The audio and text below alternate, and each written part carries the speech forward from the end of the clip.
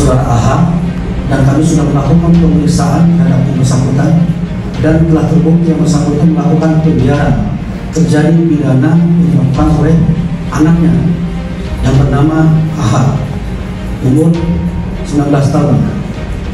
AKBP Ahirudin terbukti melanggar kode etik, karena terbukti melakukan pelanggaran kode etik, yang bersangkutan akan kami tahan di tempat khusus. Bermula dari chattingan antara pelapor atas nama Ken Admiral dan terlapor atas nama saudara AH, yang mana pelapor menanyakan kepada terlapor apa hubungan saudara terlapor dengan saudara dengan teman daripada pelapor atas nama D.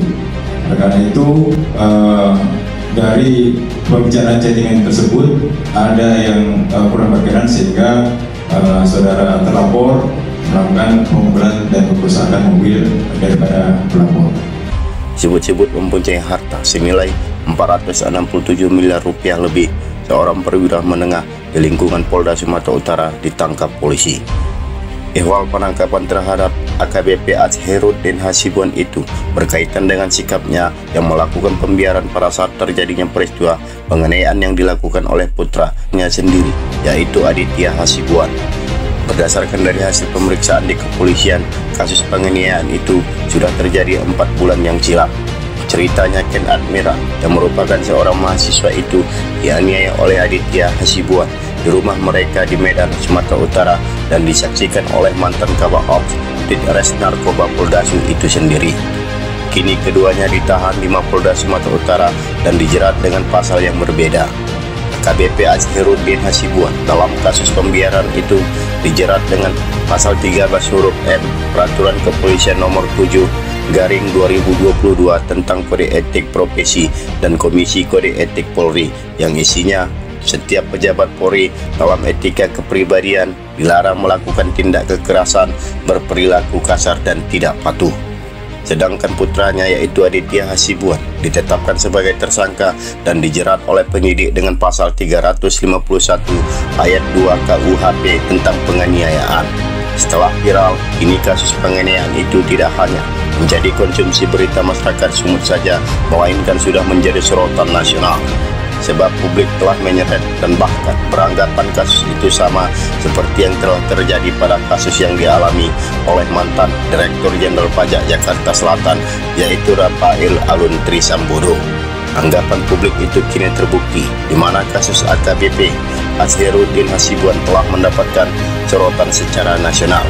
Selain ditahan dan jabatan sebagai Kabak Ops Ditres Narkoba Polda dicopot, kini harta kekayaan AKBP Azhiruddin Hasibuan telah menjadi perhatian serius dari Pusat Pelaporan dan Analisis Transaksi Keuangan atau PPATK.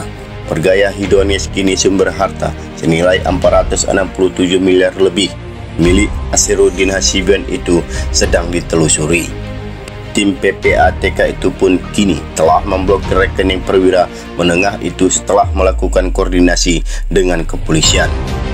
Dan pemblokirannya berawal dari hasil penemuan adanya indikasi transaksi mencurigakan, di mana PPATK menemukan adanya transaksi miliar rupiah dari rekening AKBP Azhiruddin Hasibuan dan putranya. Selain itu, tim Ditreskrimum Polda Sumatera Utara juga menemukan adanya sebuah gudang penimbunan BBM ilegal yang lokasinya tak jauh dari rumah AKBP Azhiruddin itu sendiri, yaitu di Jalan Guru Sinumba, Kelurahan Helvetia Timur, Kecamatan Medan Helvetia, Kota Medan, Sumatera Utara. Begitu dilakukan penggerebekan, ternyata dari dalam gudang tersebut petugas gabungan dari kepolisian dan Pertamina Sumbagut menemukan tangki minyak berlogo Pertamina berkapasitas ribuan liter, serta sejumlah barang bukti lainnya seperti mobil box modifikasi yang di dalamnya terdapat drum berukuran besar untuk mengangkut BBM ilegal dari SPBU dan alat pompa minyak serta selang BBM ilegal.